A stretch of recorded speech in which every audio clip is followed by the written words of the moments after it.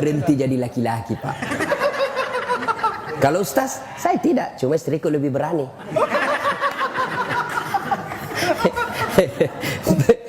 Saya ketemu sama orang Medan. Orang Medan kan keras juga suaranya, Pak. Kita orang Sulawesi juga keras suara.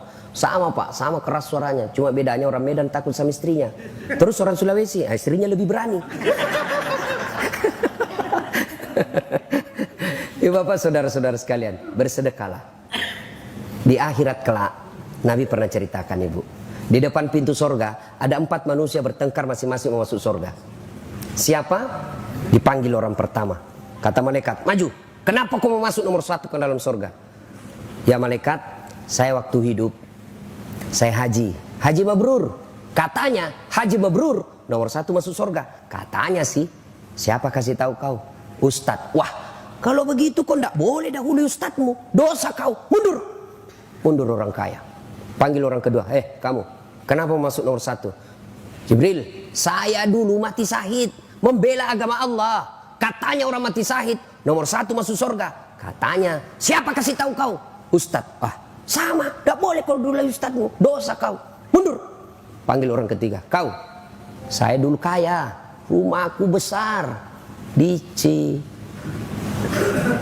Cipete. Cipete 1 nomor 88. Saya bikin pengajian, undang Ustadz Dasat. Katanya orang kaya yang pemurah, nomor 1 masuk surga. Katanya, siapa kasih tahu kau? Ustadz. Mundur, tidak boleh kau dahului ustadzmu. Panggil orang keempat. Kamu, kenapa masuk nomor 1? Saya lah ustadz yang dicerita ini tadi 3. Oh kau, saya lah Dasat Latif. Kau sudah. Saya yang kasih tahu mereka ini. Wah, kalau gitu kau masuk surga. Masuklah surga ini ustadz. Tinggal beberapa langkah masuk surga, tiba-tiba dia berkata, wahai malaikat, betul saya dakwai mereka, betul saya memberitahu mereka, saya bisa jadi ustadz karena ada orang kaya kasih saya duit beli buku. Saya jadi ustadz karena ada orang kaya bangun masjid tempat saya dakwah. Saya jadi ustadz karena ada orang kaya bangun sekolah tempat saya nuntut ilmu. Nih, saya jadi ustadz, jasa-jasanya nih orang kaya nih. Saya malu mendahului dia. Dia banyak betul partisipasinya dalam hidup saya. Ya Jibril, sampaikan kepada Allah, saya tidak mau mendahului orang kaya yang pemurah ini. Akhirnya Allah hadiahkan kalian orang kaya yang pemurah, nomor 1 dulu masuk ke dalam surga. Orang kaya yang pemurah. Tapi orang kaya yang pelit, nomor 1 juga. Kemana? Ke neraka. Terserah ibu-ibu mau pilih jalur mana. Ibu-ibu yang sudah kaya, jangan lupa investasi untuk akhirat. Bawa itu berlianmu ke akhirat. Bawa itu jamrutmu ke akhirat. Jangan cuma pakai di dunia. Gimana caranya? Kirim sebelum ibu wafat. Enaknya itu kita jadi orang kaya, Bu. Ada nikmat yang orang lain tidak miliki sebagai orang kaya. Apa? Status sosial. Ibu coba pakai emas palsu. Tidak ada orang percaya bilang palsu. Coba pakai. Semua orang bilang asli. Palsu. Tidak mungkin. Masa orang kaya pakai palsu? Itu enaknya dia orang kaya. Tapi orang miskin biar dia pakai asli. Dari mana dia dapat itu? Itu enaknya jadi orang kaya. Maka saya seandainya kaya palsu aja aku pakai semua. Pak. Nah, maka yang baik. Nah, itu saya sudah sedikit lagi saya ini. Ada itu sawah di kampung. Sudahlah, kau jual itu, bikinkan masjid. Mudah-mudahan masjid itu menjadikan saya nanti di sorga. Di akhirat penantian alam kubur, tenang hidupku. Pak, saya mau nanti tempat tidurku seperti di dunia ini. Spring bed, ber-AC, enak di dalamnya. Saya mau, kirimlah spring bed ke panti asuhan. Saya mau terang kuburku nanti di akhirat. Kirim. Karena ibu dikubur, ibu bukan menanti 1 tahun. Bukan menanti 100 tahun. Menanti sampai hari kiamat.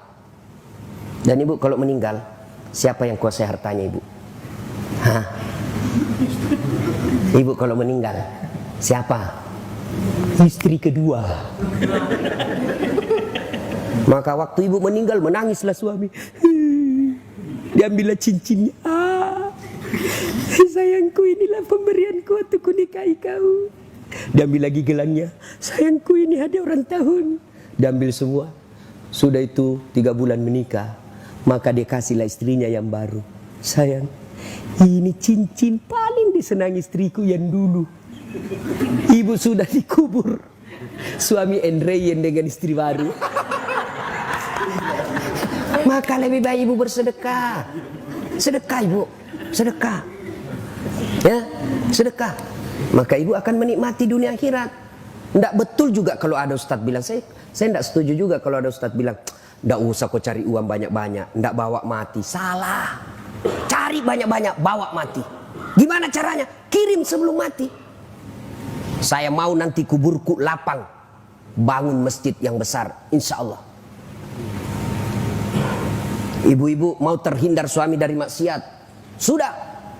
Bagaimana? Tolak bala dengan apa? Sedekah. Sittatu tasidupul umur, kata Nabi. Ada 6 sifat membuat umurmu jadi panjang dan kau tertolak dari bencana. Satu diantaranya, kata Nabi, as-sadaqatu, bersedekahlah. Jadi kalau ibu-ibu sudah mulia, lihat gelagat-gelagat suami sudah lain-lain. Setiap terima handphone sembunyi di kamar mandi. Sudah patut dicurigai itu. Daripada ibu curhat di Facebook, curhat di WhatsApp, tidak kusangka kau begitu. Di mana di kau? Beleng-beleng. Apa mau curhat rahasia rumah tangga di medsos? Kan ada juga itu ibu-ibu begitu. Andai ku tahu kau begini, aku tidak akan menerimamu dulu. Apalagi tidak, aku sudah punya anak 2. Lebih curhat di hadapan Allah. Bangun ibu sholat tengah malam, ngadu dalam doa. Minta. Doa itu bukan beli buku di toko Gramedia baru kita hafal. Bukan. Berdoa itu bukan menghafal. Doa itu curhat. Bahasa Bugisnya doa sama peletu. Daripada ibu bahasa Arab bingung malaikat. Malaikat apa maksudnya ini ibu? Aduh.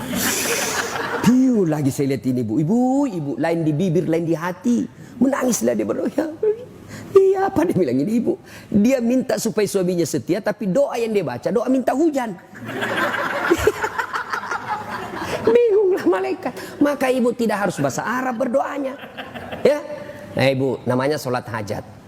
Selesai sholat hajat, tumpahkan luapan hatimu kepada Allah. Ya Allah, Engkau tempatku beribadah, dan hanya Engkau tempatku memohon. Engkau melarangku curhat kepada manusia. Engkau melarangku meminta tolong kepada selain Engkau, ya Allah. Maka aku datang memohon kepadamu, ya Allah. Kurendahkan harapanku hanya kepadamu, ya Allah. Iyyaka na'budu wa iyyaka nasta'in. Ya Allah, suamiku makin hari makin liar saya lihat, ya Allah. Tidak mungkin saya bisa menjaganya 24 jam, ya Allah. Tapi Engkau yang maha memelihara, ya Allah. Ya Allah, ini ada duitku 1 juta. Besok saya bawa ke panti asuhan. Mudah-mudahan 1 juta ini suamiku terhindar dari wanita jahat. Bismillahirrahmanirrahim. Coba amalkan itu, ibu. Coba amalkan. Jangan jadi masalah kalau suaminya juga bangun sholat tahajud. Ya dia sudah tahu juga rumusnya, Pak. Ngadulah kepada Allah. Ya Allah, capek sudah saya lihat istri saya, ya Allah. Ngamu aja kerjanya, ya Allah. Tiap hari ngamu aja kerjanya, ya Allah. Kala-kala Satpol PP. Ya Allah, ini ada duit saya 1 juta, ya Allah. Saya bawa besok ke panti asuhan. Mudah-mudahan 1 juta ini istriku ikhlas saya kawin lagi, ya Allah. Bingung malaikat, yang mana dikabulkan doanya? Sedekah, Pak, sedekah. Bapak-bapak yang mulai sakit-sakitan, sedekahlah.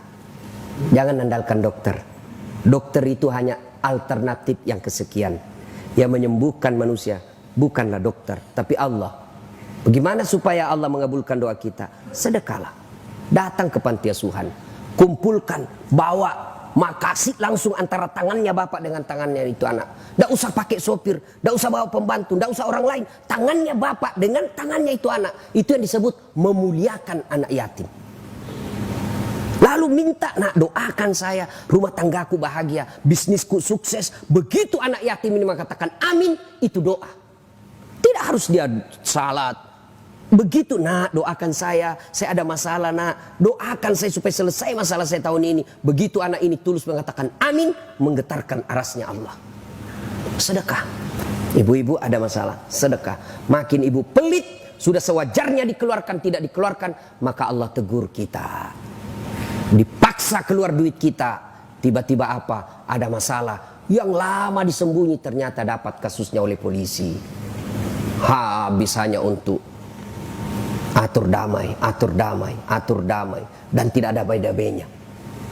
Ganti Kapolres, atur damai lagi. Ganti lagi, atur damai lagi. Atur damai lagi. Habis hanya untuk atur damai yang tidak pernah damai-damai. Ya, ya Pak, tiba-tiba anak kita tanpa sepengetahuan kena narkoba. Itu Allah paksa. Tiba-tiba kena kita penyakit yang belum tahu apa dokter katakan. Tapi saya sakit dok, kok begini. Dokter periksa tidak ada penyakitnya. Itu Allah tegur, kau terlalu pelit. Sedekahlah. Akan Bapak Ibu sehat walafiat. Nah, yang keempat kata Nabi, kalau kalian mau sukses, silul arham, sambungkan persaudaraan, perbanyak temanmu. Keliru sekali orang di zaman sekarang ini memperbanyak musuh. Jangan memperbanyak musuh. Maka salah satu teknik dakwah saya Pak, tidak mau menyerang orang, menyakiti orang. Karena dakwah ini harus kita rangkul orang. Ya, banyak teman, banyak rezeki. Saya selalu bilang begini Pak, saya ini tidak banyak uangku, tapi temanku banyak. Temanku yang banyak uangnya. Ada Pak Ridwan, ada Haji Halim. Assalamualaikum Haji. Waalaikumsalam. Aman lagi saya ini. Ya Pak. Saya itu di Makassar Pak, hampir tidak pernah laku duit saya. Kemana-mana saya gratis. Makanya istri saya itu senang sekali kalau saya ke pasar. Ustaz aja ke pasar. Saya pergi pasar Poter ya. Assalamualaikum Ustaz. Dalam hatiku aman lagi keranjang. Dalam bawa telur. Berapa Ji? Nggak usah Ustaz. Nggak enak masih pagi-pagi Ji. Nggak usah Ustaz. Dalam hatiku memang itu kutunggu.